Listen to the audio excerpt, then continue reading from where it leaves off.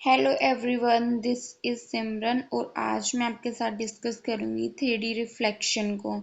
पिछली last videos में हमने three D rotation, three D translation और थ्री डी स्केलिंग्स को ब्रीफली डिस्कस किया है। अगर आपने वो वीडियो लेक्चर्स नहीं देखे हैं प्लीज़ उनको प्रेफर करें।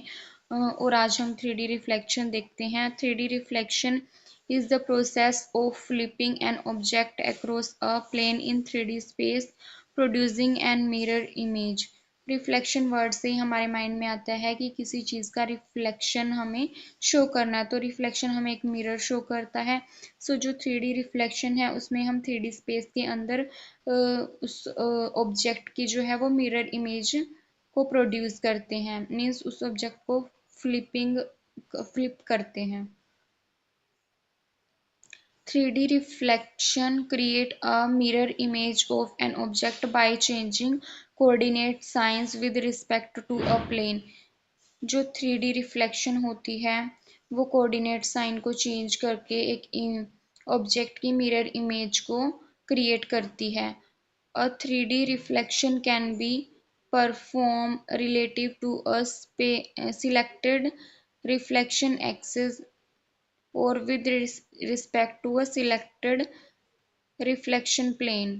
और ये सिलेक्टेड रिफ्लेक्शन एक्सिस का यूज करती है with respect to selected reflection planes के। The transformation as a conversion between left handed and right handed system.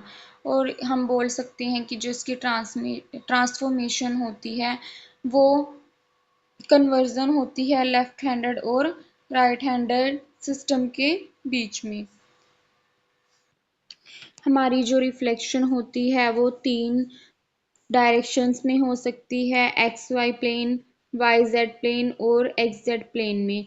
सबसे पहले हम देखते हैं reflection relative to X Y plane में। The matrix representation for this reflection of points relative to the X Y plane is. जो X Y plane के relative reflection होती है हम उसको ऐसे डिफाइन करते हैं, रिफ्लेक्शन एफ जेड। वन इसकी जो मैट्रिक्स होती है वो ये होती है जहाँ पे हमारी जो जेड की वैल्यूज हैं वो नेगेटिव रहती हैं, क्योंकि एक्स वाई प्लेन है तो हम इसमें जेड की वैल्यूज को नेगेटिव लेते हैं। Reflection relative to y Z plane. The matrix representation for this reflection of points relative to the y Z plane. ये रिफ्लेक्शन हमारी वाई जेड प्लेन के अराउंड है तो हमारे जो एक्स की वैल्यू है वो नेगेटिव होगी, तो इसकी मैट्रिक्स ये बनेगी।